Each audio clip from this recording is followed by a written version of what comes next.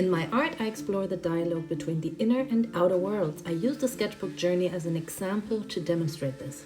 The view becomes a meditative appropriation, like a color meditation, soaked in sunlight.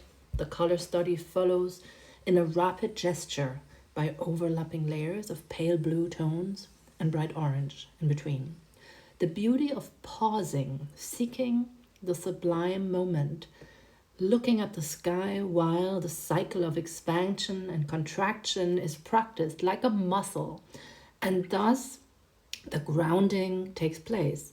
While the inner processes of everyday life are flooded through, the sublime moment in the act of painting is juxtaposed with the feeling of being challenged, suffering from one's own limitation, and the impending confrontation with loneliness.